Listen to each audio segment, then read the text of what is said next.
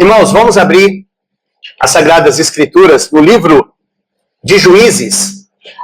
Livro de Juízes, capítulo de número 5. Deixa eu dar algum, tá ligado aí. Juízes, capítulo 5. Nós vamos dar continuidade à nossa série neste livro. E hoje nós vamos meditar no capítulo 5. Inicialmente eu vou ler apenas os 11 primeiros versículos. E à medida que eu for expondo, a gente passa por todos eles.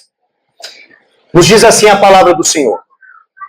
Naquele dia, cantaram Débora e Baraque, filho de Abinoão, dizendo: desde que os chefes se puseram à frente de Israel e o povo se ofereceu voluntariamente, bendizei ao Senhor. Ouvi, reis, dai ouvidos, príncipes. Eu mesma cantarei ao Senhor, salmodiarei ao Senhor Deus de Israel. Saindo tu, ó Senhor, de Seir, marchando desde o campo de Edom, a terra estremeceu. Os céus gotejaram, sim, até as nuvens gotejaram águas. Os montes vacilaram diante do Senhor, e até o Sinai diante do Senhor Deus de Israel.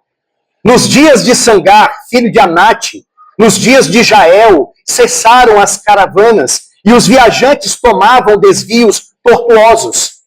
Ficaram desertas as aldeias em Israel, repousaram, até que eu, Débora, me levantei-me por mãe em Israel.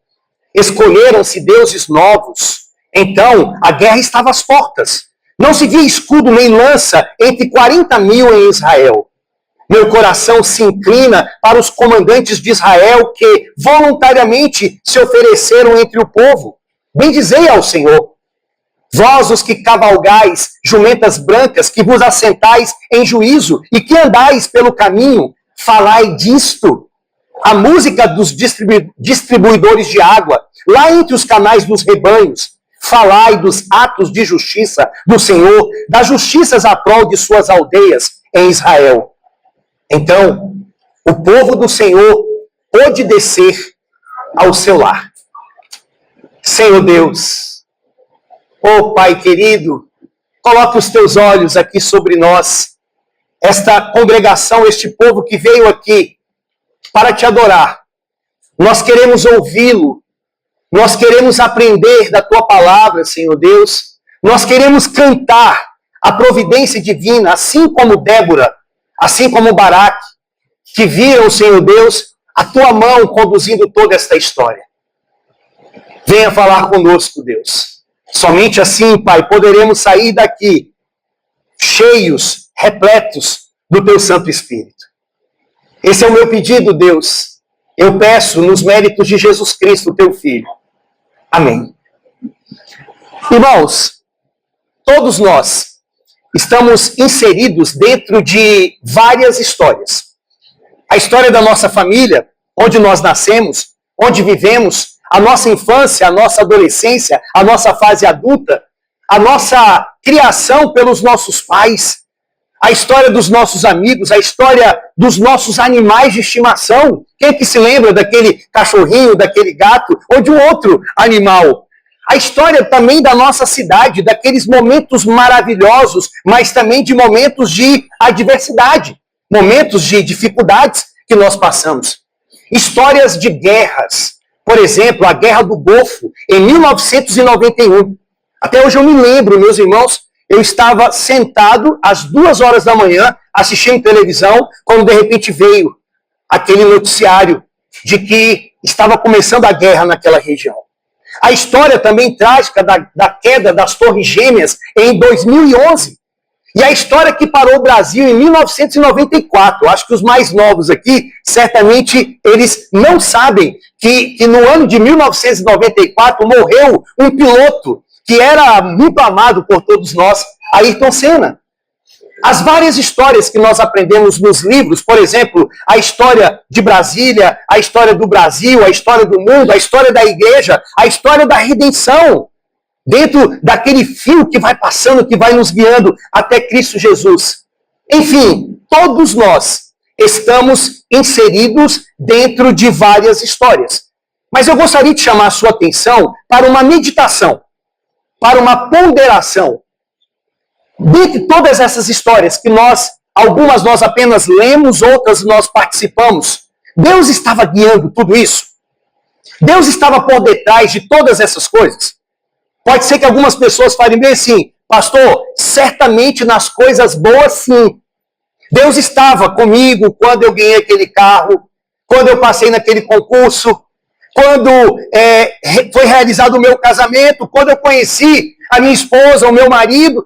Então Deus estava comigo naquele momento. Mas outros dirão, mas naquele momento que houve a queda daquele avião, que houve aquele furacão, que houve aquele tsunami, que uma criança, nós ficamos sabendo que ela estava com câncer e ela morreu tão novinha. Ah, nesses momentos não. Nesses momentos Deus não estava com essas pessoas. O texto que nós vamos meditar agora, meus amados irmãos, ele vai nos mostrar que por detrás de todas as coisas, sejam boas ou ruins, Deus está conduzindo tudo. Todas as coisas que já aconteceram conosco, que estão acontecendo e que vai acontecer, Deus está no controle de tudo isso. E nós chamamos isso, teologicamente, de providência. Providência. Esse é o nome dessa doutrina. Por exemplo, o Catecismo de Heidelberg, ele diz assim, o que é providência? E ele responde, é a força todo-poderosa e presente, com que Deus, pela sua mão, sustenta e governa o céu, a terra e todas as criaturas. Assim, ervas e plantas, chuva e seca, anos frutíferos e infrutíferos, comida e bebida, saúde e doença, riqueza e pobreza, todas as coisas não nos sobrevêm por acaso, mas de sua mão paternal. Veja o que os nossos irmãos falaram. Todas as coisas não nos sobrevêm por acaso, mas da mão de Deus guiando tudo. E o que isso tem a ver com o texto que a gente vai meditar agora? De Juízes 5. Na semana passada, nós vimos Juízes 4. E nós começamos com aquela ladainha do livro.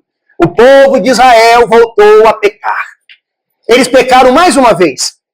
E desta feita, o que Deus fez? Deus levantou um rei muito mau chamado Jabim, junto com um comandante que ele tinha chamado Sísera, que tinha 900 carros de guerra. O exército bélico mais poderoso daquela época. E Deus levantou esses dois ali com um chicote nas suas mãos para punir o seu próprio povo. Deus estava por detrás daquilo. Irmãos, eles ficaram, o povo de Israel, 20 anos sofrendo nas mãos de Jabim e de Sísera. Até que Deus, na sua graça, na sua misericórdia, levantou heróis e heroínas. Ele levantou Débora, uma profetisa, uma juíza, uma conselheira naquela época. Levantou Baraque, o guerreiro, para vencer o exército de Sísera. E ele levantou Jael, uma mulher desconhecida, mas que teve toda uma relevância dentro da história como uma justiceira. Foi ela que pegou uma estaca e enfincou aquela estaca na cabeça de Sísera e matou aquele homem mau. Mas nós descobrimos, a partir daquele texto, de Juízes 4, que, na verdade, o grande herói dessa história é Deus.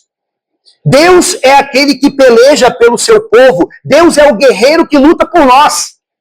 E agora, no capítulo 5, o que nós temos? Nós temos a mesma história.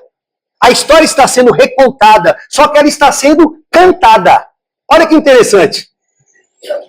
Nós temos aqui Débora e Baraque cantando aquela história e mostrando detalhes que nós não vimos no capítulo de número 4.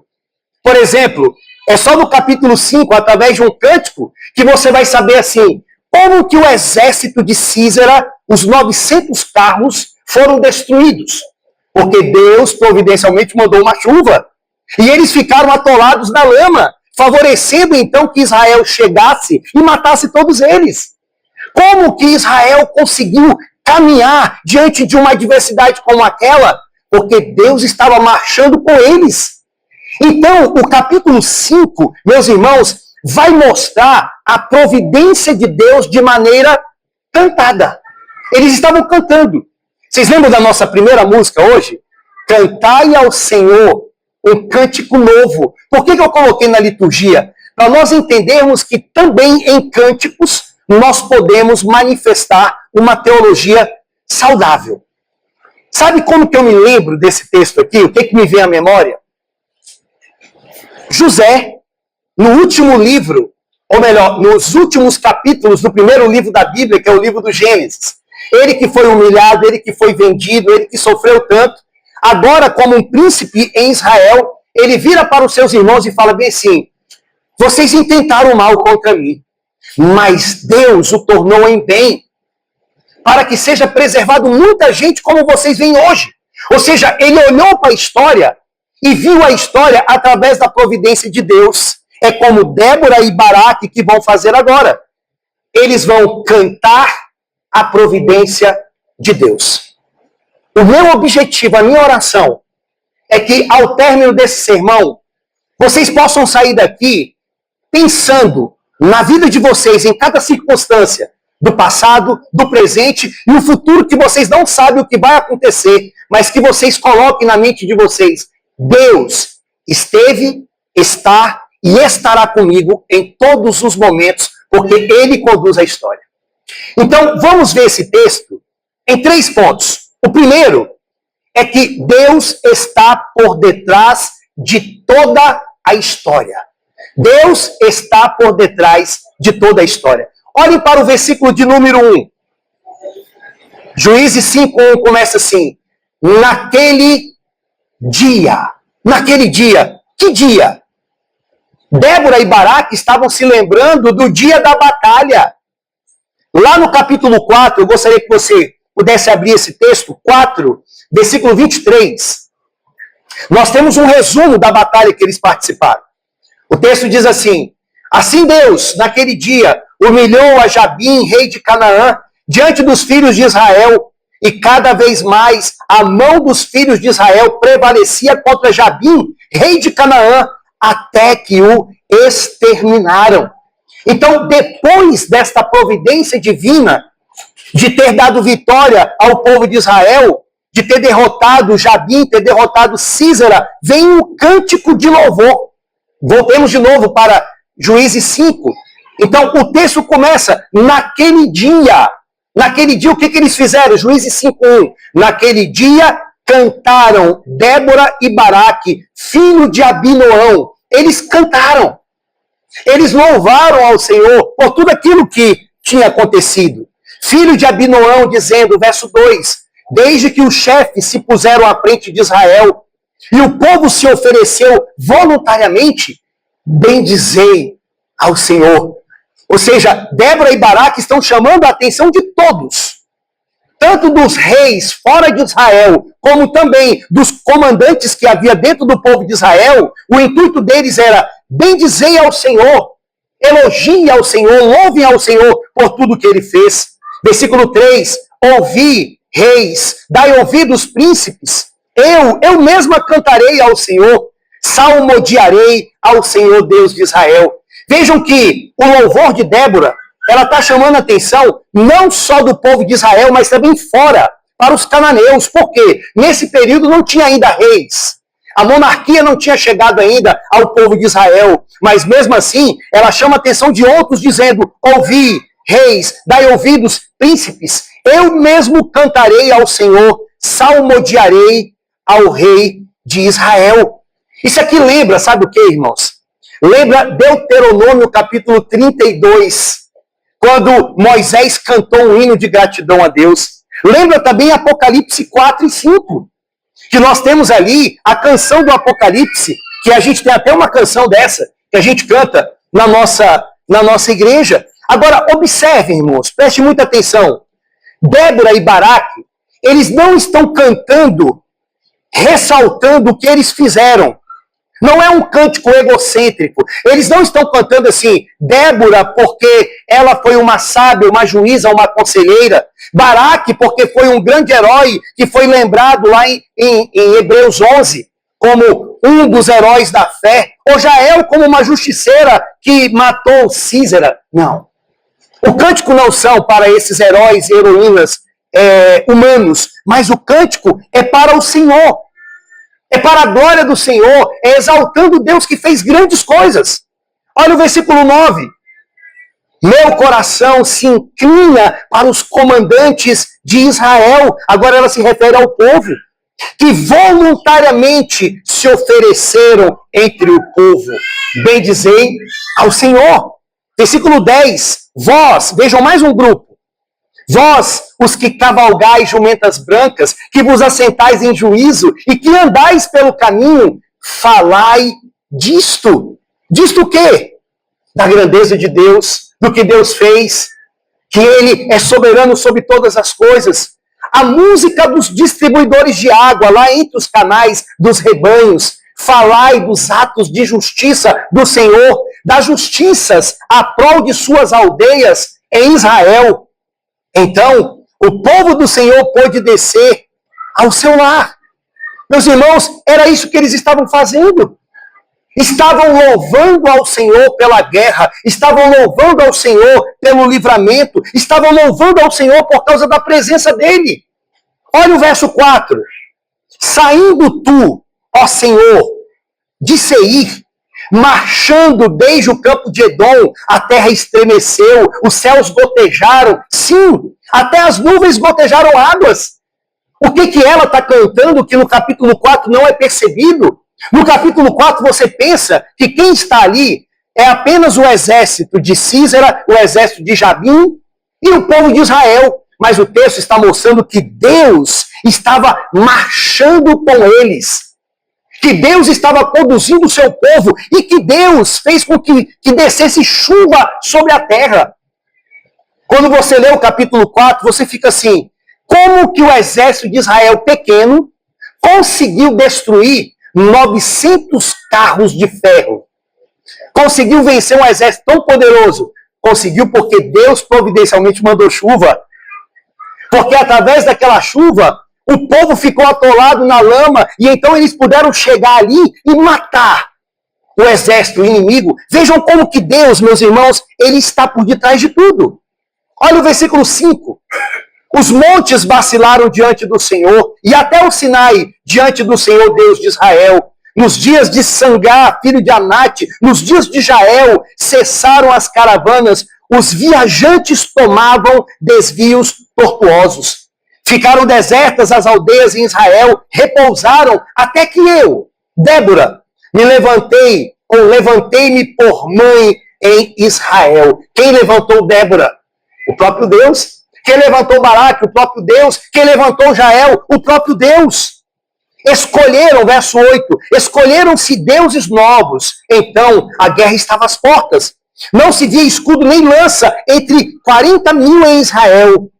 Meu coração se inclina para os comandantes de Israel que voluntariamente se ofereceram entre o povo. O que eles deveriam fazer? Bendizei ao Senhor. Louvem ao Senhor pelos atos grandiosos dele. Meus irmãos, Deus levantou Débora como mãe, Deus levantou Baraque como um guerreiro, Deus levantou Jael como uma justiceira. Deus guerreou com o seu povo, Deus usou a chuva, Deus trouxe vitória para o seu povo. Mas Deus também, a gente não pode se esquecer disso. Ele não levantou apenas aqueles que iriam lutar a seu favor, mas quem é que levantou Sísera? Quem é que levantou Jabim? Quem é que levantou os reinos maus? Foi o próprio Deus. Ou seja, Deus, ele não está somente no controle das coisas boas e as coisas ruins são autônomas. Isso não existe. Deus está no controle de tudo. Não existe nada neste mundo que possa agir sem uma interferência, sem uma condução do próprio Deus. Satanás não é autônomo. Satanás, dizia Martinho Lutero, ele é o diabo de Deus, porque é Deus que o comanda. João Calvino dizia que o diabo ele está com uma coleira. E quem solta essa coleira até onde ele pode ir, deixando ele ir puxando para que ele não vá mais, é o próprio Deus. Deus está no controle de tudo. Lembra de Jó?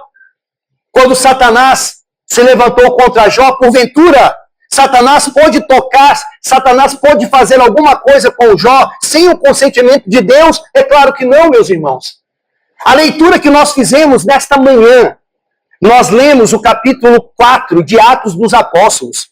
Mostra ali que Jesus morreu naquela cruz. mas que muitas pessoas participaram daquilo. Diz o texto que Herodes, Pôncio Pilatos, quando ele lavou as mãos, eu lavo as mãos diante desse justo, os soldados romanos, que lá é chamado de gentes de Israel, e também os judeus, por inveja de Cristo Jesus. Todos eles tiveram uma participação na morte de Jesus, e todos eles foram responsabilizados perante Deus em relação ao que fizeram. Mas a gente não pode se esquecer que o texto também diz assim, para fazerem tudo o que a tua mão predeterminara. Deus predeterminou tudo aquilo. Deus fez com que tudo aquilo, meus amados irmãos, acontecesse de acordo com a sua vontade, sem retirar a responsabilidade dos homens. É o grande dilema da soberania divina e da responsabilidade humana. As duas coisas, por mais que a gente não compreenda, elas vão andando assim. Sabe o que eu vejo aqui, meus irmãos? Quando consideramos a nossa história, seja como indivíduos, como igreja, é bom que a gente olhe para trás e faça esse mesmo exercício. Deus estava no controle de tudo. Deus estava conduzindo aquele momento difícil que você passou. Aquela noite escura da tua vida, da tua existência. Aquela situação que você não imaginava. Por que ele fez isso comigo? Por que aconteceu isso? Por que veio um furacão sobre uma cidade no Brasil e devastou muitos? E acabou ali com casas e acabou com famílias? Deus não está vendo isso? Sim, meus irmãos. Ele está vendo. Ele está vendo e ele está no controle de tudo isso. Vocês lembram, por exemplo, na plantação desta igreja, quando nós começamos lá nos salões de festas, pregando a palavra, o povo se reunindo a cada quarta-feira, e depois passamos para os cultos dominicais, e depois nos tiraram de lá. E viemos aqui para este lugar, e começamos, a princípio só com o culto à noite, depois passamos para o culto de manhã, depois passamos para a escola bíblica dominical. Meus irmãos, em todos esses momentos, em cada detalhe, em cada palavra, em cada conversa, em cada noite, em cada choro, em cada alegria, Deus estava conduzindo tudo. Todas essas coisas, de maneira que não será diferente daqui para frente. É Ele que dá o crescimento, é Ele que traz pessoas, é Ele que leva outros irmãos queridos, é Ele que faz tudo. E no final, só nos basta louvarmos e engrandecermos este Deus, porque é Ele que é o Senhor, Ele que é soberano, Ele que está no comando de tudo. Não é isso que diz Romanos 8?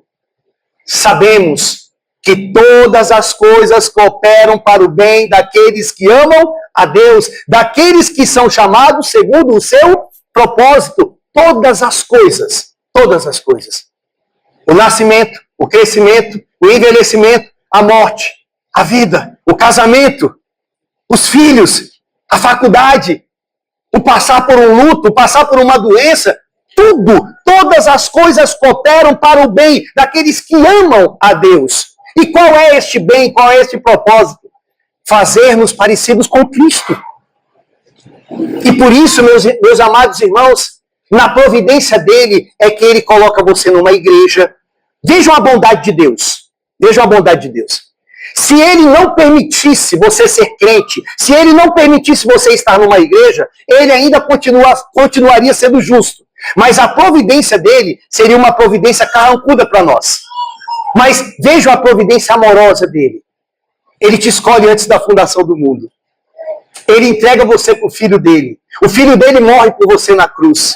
Ele entrega o Espírito dele que vem, que habita, que convence você. Ele coloca você dentro de uma igreja para você todo domingo ouvir a palavra de Deus. Para os seus filhos ouvirem a palavra do Senhor e crescerem na graça e no conhecimento de Cristo Jesus. É uma providência graciosa, esta providência do nosso bondoso Deus. Você poderia agora, em um domingo, estar ressaqueado, ter passado uma noite toda no mundo, na farra, na boemia, sem Deus neste mundo. Mas não. Você está na igreja, ouvindo falar de um Deus que é soberano e que a providência dele que cuida da sua vida. Então, louvemos ao Senhor como Débora, louvemos ao Senhor como Baraque, cantemos a providência de Deus na nossa vida. Esse é o primeiro ponto, meus irmãos. Deus está no controle de todas as coisas. Deus é aquele que conduz a história. Mas o segundo é que, apesar de Deus estar por detrás de todas as coisas, Ele não tira a nossa responsabilidade. Preste muita atenção nisso. Deus não tira a nossa responsabilidade. O calvinismo, a teologia reformada, ela não somente fala da soberania de Deus, de que Deus predestinou, de que Deus decretou, de que Deus age, mas ela fala também de que os homens são responsáveis por aquilo que eles fazem. Judas, ele era o filho da perdição, mas Judas foi responsabilizado pelo que ele fez. Eu e você sabemos que só podemos fazer as coisas pelo poder de Deus, mas se nós não fizermos, ou se nós fizermos coisas erradas, Deus, Ele irá nos punir. Deus Ele virá sobre nós em disciplina. Sabe o que eu quero dizer aqui nesse segundo ponto? Soberania e responsabilidade humana. Se você só fala de soberania, a tua teologia está desequilibrada. Você tem que falar também da responsabilidade. Se você só fala da responsabilidade e esquece que existe um Deus soberano, também está errado. Vejam que, a partir do versículo de número 12, nós vamos descobrir o seguinte: nessa guerra, que Deus é soberano, que Deus estava marchando, que Deus mandou chuva, que Deus levantou Jabim, levantou Císera, levantou Baraque, Débora, Jael, nós vamos descobrir que teve pessoas que vacilaram. Teve pessoas que, ao invés de ir para a guerra, ficaram ouvindo flauta. Tiveram outras que foram para outros lugares para fazer coisas que não deveriam ser feitas naquela hora. E aqui é ressaltado a responsabilidade deles. Olhe para o verso 12. Desperta, Débora, desperta. Desperta, acorda, entoa um cântico. Veja, ela tinha que ser despertada, ela tinha que ser levantada. Ela tinha que tomar uma atitude. Levanta-te, Baraque, leva presos os que te prenderam, tu, filho de Abinoão. Então, desceu o restante dos nobres, o povo do Senhor, em meu auxílio contra os poderosos. Veja, desceram pessoas em auxílio a Débora, Baraque. De Efraim, versículo 14, cujas raízes estão na antiga região de Amaleque, desceram guerreiros. Esses guerreiros desceram porque eles quiseram fazer isso. Porque eles entenderam que deveriam fazer isso. Depois de ti, ó Débora, seguiu Benjamim com seus povos. De Maquir desceram os comandantes. E de Zebulon, os que levaram a vara do comando. Também os príncipes de Issacar foram com Débora.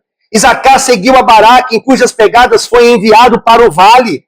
Entre as facções de Ruben houve grande discussão. Por que ficaste entre os currais para ouvires a flauta? Entre as facções de Ruben houve grande discussão. Vejam, meus irmãos, pessoas ficaram ouvindo flauta. Digamos assim, foram para um concerto. Foram ouvir música clássica. Mas não foram para a guerra. Qual era a responsabilidade dele? Vejam, de alguma maneira, eles eram livres para decidirem, não no sentido autônomo. Ao invés de irem para a guerra, eles foram ouvir músicas. Errado? Gileade ficou da além do Jordão. Gileade, olha só. E Dan, por que se deteve junto a seus navios? Asser se assentou nas costas do mar e repousou nas suas baías. Zebulon é povo que expôs a sua vida à morte, como também Naftali, nas alturas do campo. Tinha alguns ouvindo músicas, alguns fugiram e outros exporam a sua própria vida. Entregaram-se de fato para aquela guerra. Versículo 19, vieram reis e pelejaram os reis de Canaã em Taanaque, junto às águas de Megido, porém não levaram nenhum despojo de prata. Desde os céus pelejaram as estrelas contra Císera, desde a sua órbita o fizeram. O ribeiro Quizon os arrastou, Quizon, o ribeiro das batalhas. Avante, ó minha alma, firme. Então, as unhas dos cavalos socavam pelo galopar, o galopar dos seus guerreiros. Amaldiçoai a Meroz, diz o anjo do Senhor, amaldiçoai duramente os seus moradores, porque não vieram, veja, não vieram em socorro do Senhor e seus heróis. Não está claro aqui? Soberania divina, Deus comandando tudo, responsabilidade humana. Por que que algumas tribos não foram? Por que que algumas pessoas ficaram ouvindo flauta? Por que que algumas pessoas entregaram a sua vida e outras não? Responsabilidade humana. Nós aprendemos nesse texto, meus amados irmãos, de que, apesar de Deus ser soberano, da salvação ser monergística, ser uma ação dele, nós temos que crer. Nós temos que envolver, eu não digo na salvação, mas eu digo naquilo que tange a santificação. Nós temos que crer, nós temos que ouvir, nós temos que congregar, nós temos que nos discipular, nós temos que jejuar, congregar, é responsabilidade do povo de Deus. Meus irmãos, eu falo de forma amorosa. Não há a necessidade, ou não haveria a necessidade da gente colocar bem assim, meus irmãos, vamos todos nós nos reunir e você tem que mandar mensagem para um e para outro, para a pessoa estar no culto. Quando, na verdade, o culto público é a nossa responsabilidade. Nós deveríamos estar aqui de manhã e à noite a igreja cheia. Porque é a responsabilidade do povo de Deus. Se não é por uma coisa de extrema importância, se não é por uma questão de saúde, é quase a mesma coisa de falar bem assim, ao invés de ir para o culto, ficaram ouvindo flauta. Ao invés de irem para o culto, ficaram participando de um concerto, ou foram para um clube, ou foram para um churrasco, ou foram passear num lugar assim ou assado. Meu irmão, saiba que o que eu estou falando para você também cabe a mim. Tem coisas que nós que temos que fazer, ainda que nós vamos fazer sob o impacto e a graça de Deus nos capacitando para fazermos, mas temos que fazer isso. Temos que louvar e bendizer o nome do Senhor. É a nossa responsabilidade. É a nossa responsabilidade. Então, em primeiro lugar, Deus está no controle de tudo. Em segundo lugar, somos responsáveis por aquilo que temos que fazer, que Deus coloca para nós realizarmos. E em terceiro, é que Deus ele faz justiça ao seu povo. Apesar do envolvimento, da negligência, de várias atitudes, Deus no final, ele mostra que é ele que está no controle e revela a sua justiça. O texto agora vai nos mostrar aquele fato intrigante de Jael. Lembra de Jael, a justiceira, que pegou aquela estaca e enfiou na cabeça de Sísera? Agora Débora e Baraque vão cantar isso. Olha o verso 24. Bendita seja sobre as mulheres Jael, mulher de Éber, o queneu. Bendita seja sobre as mulheres que vivem em tendas. O que ela fez? Água pediu ele, leite lhe deu ela. Em taça de príncipes lhe ofereceu nata.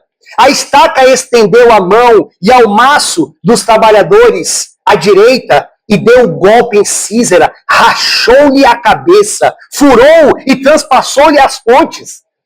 Aos pés dela se encurvou, caiu e ficou estirado. A seus pés se encurvou e caiu. Onde se encurvou, ali caiu morto. Meus irmãos, que providência é essa? Aquilo que aquela mulher fez, ter rachado a cabeça de Sísera, que trouxe vitória para Israel. Quem é que estava conduzindo tudo? Deus. E o que o povo do Senhor fez? Cantou isso. Cantou esta vitória. Olha os personagens que a gente não sabia que tinham. No versículo 28 aparece a mãe de Sísera.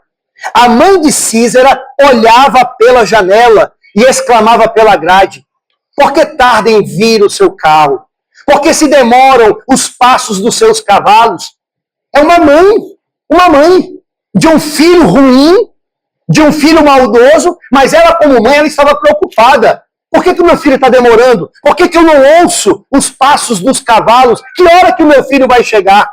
Aí o verso 29 diz: as mais sábias das suas damas respondem, e até ela a si mesma respondia: porventura, Não marchariam e repartiam despojos, uma ou duas moças a cada homem?